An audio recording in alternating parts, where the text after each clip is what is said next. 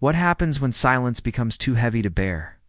When the bloodline of a master flows through the veins of a slave, can justice be born from fire? Who was Sarah of Virginia?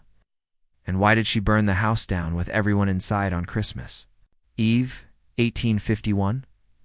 Some say it was vengeance, others call it madness. But the truth may be far more disturbing than either. Are you ready to hear the story they tried to bury beneath the snow? If you want to follow real stories that defy time and reveal hidden truths, subscribe to the channel now and turn on notifications so you don't miss any of our investigations. There is a silence that lingers in old houses, not the peaceful hush of rest, but the kind that presses against the ribs like a weight. The Bertram Plantation, seated on the outskirts of Danville, Virginia, held such a silence. Built in 1792 by English hands in southern gold, the house was a solemn witness, too. The decay of old wealth, its white columns peeled under the sun. Its windows, tall and narrow, stared outward with a hollow gaze, yet inside. The halls pulsed with power, cold, deliberate, and cruel. Sarah was brought there at the age of 9. She remembered the wagon, the iron collar, too heavy for her thin neck, and the final glimpse of her mother being dragged away in the opposite direction. The house greeted her with indifference. No one welcomed her. No one asked her name. She was small, sharped, and quiet. That was enough for them to decide she would serve within the house by 13. She had become the primary caretaker of the newborn twins, William and Jonathan Bertram. Their mother, Catherine, died days after their birth, consumed by fever and whispers of a family curse. Augustus Bertram, their father, did not mourn. He considered softness a threat. His gaze was iron, his discipline unquestionable. Sarah raised the boys as if they were her own. She fed them, rocked them, sang to them songs she barely remembered. From her stolen childhood, they clung to her in the night when the storms came, and laughed when she mimicked voices to make them eat, but they were not hers. Even at 5, they understood what she was, less than them. And as they grew, that knowledge turned to cruelty. The Bertrams believed in order. Every room had its place, every object its function, and every soul its station. Augustus, tall and lean, with the stiffness of dried wood, upheld these divisions with a reverent brutality. He spoke rarely, but punished swiftly. The sound of his boots across the wooden floor signaled fear, not authority. At night, when the plantation fell still, Sarah often remained awake. The creak of a stair, the rattle of a door, these were sounds she learned to anticipate. Some nights, they stopped at her room. Some nights they did not. Either way, she slept lightly. One hand always on the thin blanket that never kept out the cold. Old Mabel, the cook, warned her once, "Mind your soul, girl. Ain't no lock strong enough to keep a Bertram man from what he wants." Sarah didn't answer. She had no voice for it. Not yet. The fields outside bore cotton, and the barns bore screams. The slaves of the Bertram estate were not numbered by name, only by their yield. But Sarah, housebound and too close to the heart of the beast, saw more than most. She watched as her people withered under the sun. She listened to their whispers by the hearth. She memorized their silences. By her 22nd year, Sarah had become something strange, half servant, half shadow. Moved through the house like breath, through a cracked window, always present but never seen. Her eyes no longer wept. Her hands no longer trembled. She watched the twins become men with eyes too empty for their age. And she watched Augustus grow colder, slower, though never weaker. But the silence of the house was changing. It no longer pressed. It pulsed. Something old was stirring beneath the floorboards, behind the portraits, inside the bones of the place. And Sarah, ever quiet, ever watchful, felt it long before anyone else. The house of Bertram was not just a place. It was a wound, and wounds, if left to fester, do not simply bleed. They burned by the winter of 1847. The Bertram twins had grown into young men with the posture of gentlemen and the tempers of jackals. William was the elder by minutes, and he wore the title like armor. Broad-shouldered and impatient, he had inherited his father's disdain for softness. Jonathan, quieter, favored stillness and studied things with a chilling intensity. Together, they were mirror and shadow, one impulsive, the other observant, but both hollow where empathy should reside. They no longer clung to Sarah. They summoned her, snapped fingers, barked commands. She ever still obeyed, without pause. But behind her eyes, something had changed. There was a coldness now not tempered by age, but by erosion. The boy she once fed from her breast now looked at her like a fixture of the house, useful, replaceable, invisible, and yet beneath their scorn, Sarah sensed something else. Attention, a flicker of recognition. Neither of them dared to name one. Evening, while tending to Jonathan's study, she overheard fragments of a conversation between the brothers. They spoke of a will, a trust fund, questions about Catherine's family and her quiet fortune. William laughed, short and bitter. Jonathan only said, "Father will not live forever." Sarah paused behind the door, unseen, her fingers tightening around. A cloth soaked in oil and dust. In the servant quarters, old Mabel watched her. There was concern in her voice. "You're looking through people, girl, like you ain't standing on this ground no more," Sarah only said. "I see them clearer now." Mabel didn't press. Some truths are too heavy to carry unless you've worn their shape. Augustus Bertram had grown slower. His right hand, once steady with pen and pistol, trembled ever so slightly, but his tongue remained sharp. He no longer visited Sarah's room. He no longer needed to. Power once wielded through force had become a specter in his silence. The slaves feared him, still not for what he did, but for what he had taught his sons to enjoy. One morning, a boy named Elias was caught stealing a spoonful of molasses, a minor sin easily hidden. But William insisted on punishment. The lash fell 37 times. Sarah watched, her expression unreadable as the boy's back opened like parchment. Jonathan didn't watch, recorded it in a small leather-bound book. In the weeks that followed, the plantation grew quieter. Even the birds seemed to avoid the house. Sarah, moving through the halls, sensed the air shifting. The portraits of dead Bertrams seemed to lean forward. The floorboards creaked under truths too long buried. The mirrors began to feel like eyes. One night, Mabel pulled her aside, and with a voice low and trembling, said, "He's your father, Sarah. You knew it. You just didn't want the words." Sarah did not flinch. She nodded once. Augustus had never spoken it, never acknowledged it, but she had always known. In the way his gaze lingered too long, in the way her skin bore marks the others did not. The boys then were her brothers by blood, by silence, by shame. The truth did not free her. It bound her tighter. A chain of blood is heavier than iron, and yet something loosened in her that night. Not hope. Hope was a language she had forgotten. But a seed of clarity, a realization that nothing in that house was born of love. Only possession, only legacy. The next morning she awoke before the sun. The fields were still shadows.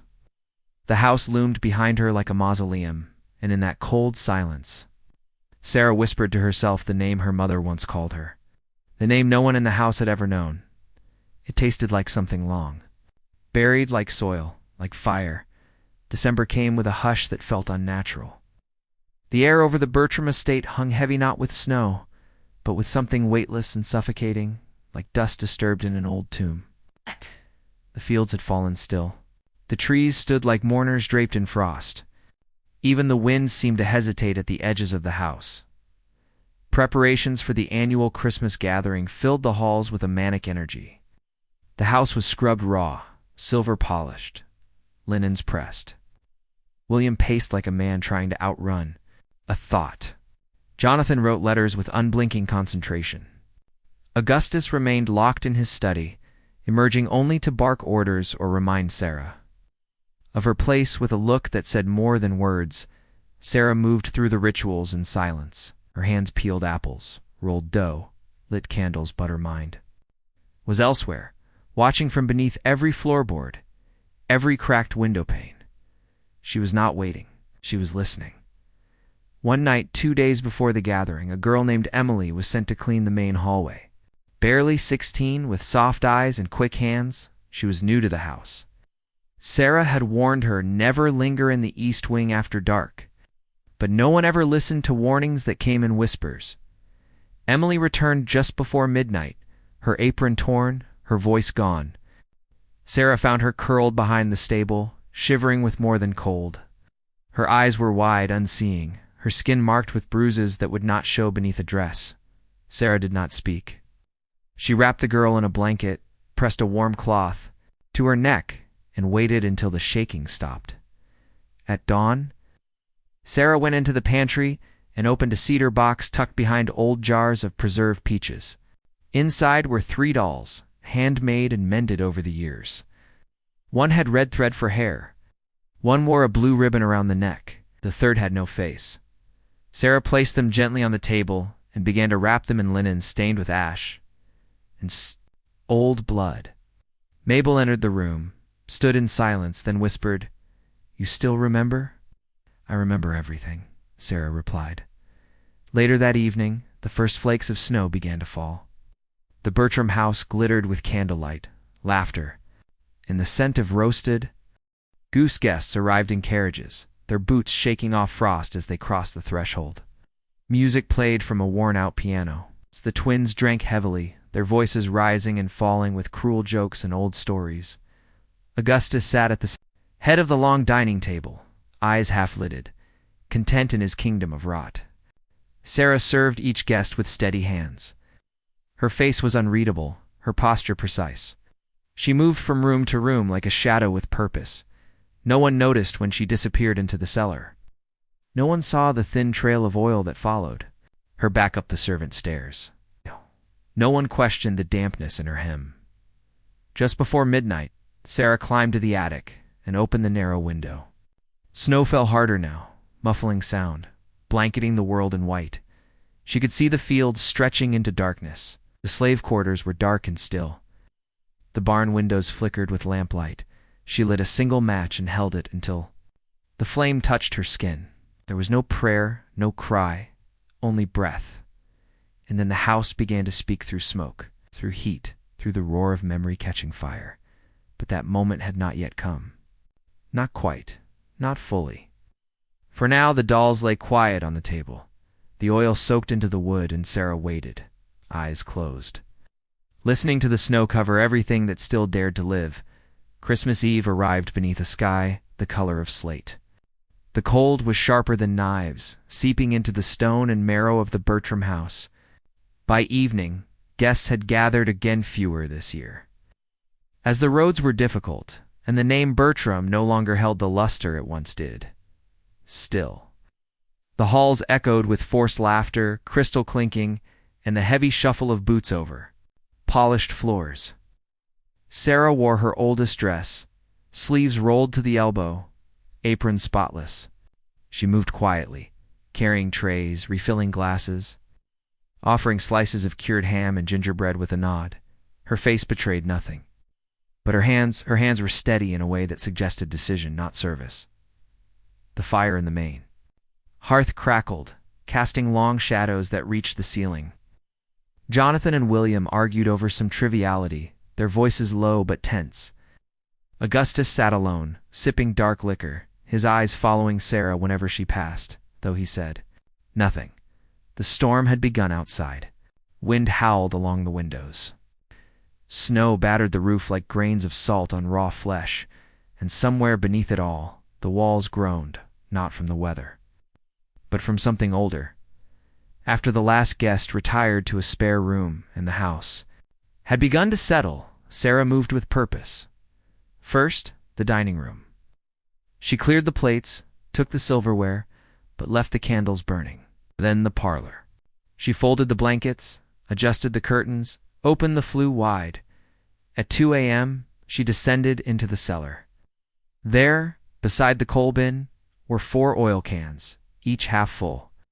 She carried them one by one, careful not to spill a drop, spreading the contents over the floors, the stair rails, the wainscoting, even the tapestry in the east corridor where Amal's blood had dried in silence.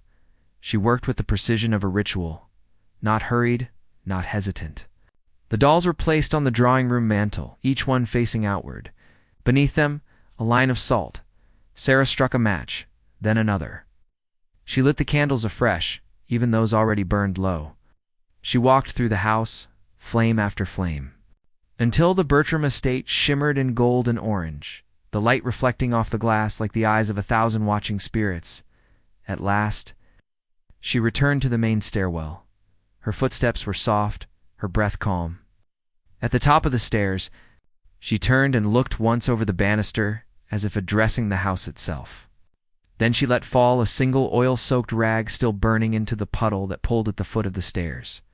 Fire speaks in tongues. It does not scream, it claims. The oil carried the flame swiftly, like blood seeking a heart. The walls ignited. With a hungry glow, smoke blossomed from curtains and portraits, rising in thick black clouds that smothered every name the house had ever spoken. Sarah did not flee. She walked through it untouched, her steps slow and sure, passing the twins' doors, the study, the master's chamber. Behind her, the ceilings cracked and fell. The house moaned its final confession, swallowed in flame and memory. By the time the townspeople saw the glow on the horizon, it was too late. The snow continued to fall soundless, indifferent. Sarah was found at dawn, seated beside the well, her hands blackened, her face smudged with soot. She did not weep. She did not speak. She only watched the smoke rise, as if measuring how far a soul must travel before it becomes untouchable. The courthouse in Danville was a building of stone and shadow, its white columns stained with age and rumor. In January of 1852, it held more than cold. It held the weight of a silence that had reached its breaking point. The town buzzed with speculation, fear, and morbid curiosity. Few dared speak Sarah's name aloud. Fewer still claimed to have truly known her. They said she confessed without words, that when the sheriff found her sitting by the well, ash in her hair and burn marks on her arms, she looked at him as though she had already stood trial elsewhere. Somewhere deeper, older, more absolute, the remains of the Bertram house were sifted and catalogued. Charred bones, 3 wedding rings, the twisted remnants of a rifle, and fragments of china that had once served roast goose. Augustus's body was found in what had been the study, curled over a desk drawer, still clutched in blackened fingers. William and Jonathan were discovered together in the East Wing hallway, one hand over the other, their mouths open in a final scream that no one heard. The trial was swift, if not just. Sarah was brought in chains, her back straight, her eyes steady. She wore a borrowed dress, too large at the shoulders, too thin for the cold. The courtroom was packed. White faces filled the benches, their expressions caught somewhere between revulsion and awe. A few former slaves, now free in name if not truth, stood at the back in silence. The judge asked if she had anything to say before sentencing. Sarah looked at him, then beyond him, as though trying to see something through the wall. Her voice was low, unshaken. "It was a clean Christmas," she said, the courtroom murmured. The judge struck the gavel once, twice, and gave her death hanging. No appeal. She was taken to the local jail to await execution. But she never saw the gallows. On the night of February 3rd, a fire broke out in the adjoining stable. Amid the chaos, the cell door was found unlocked, the guards confused, the keys missing. Some said she fled west, disguised as a boy. Others claimed she drowned herself in the river, though no body was ever recovered. And then there were whispers old, persistent, carried by wind and time, that Sarah never left Danville at all. Children spoke of a woman seen at the edge of town during heavy snowfalls, wearing scorched clothes, her skin the color of earth, her eyes like mirrors. Farmhands refused to work near the ruins of the Bertram estate, saying the ground there refused to thaw, no matter the season. Nothing grew. No animals lingered. The well, once the source of the house's water, remained covered with planks, nailed shut with rusted iron spikes. In time, the story faded, as all stories do. They smolder. There is a lesson buried in that frostbitten soil, one no sermon ever taught. It's not of forgiveness, not of repentance, but of silence breaking under the weight of memory, of a woman made of ash and blood who became something else entirely. It's not a monster, not a martyr, just a reckoning with a face,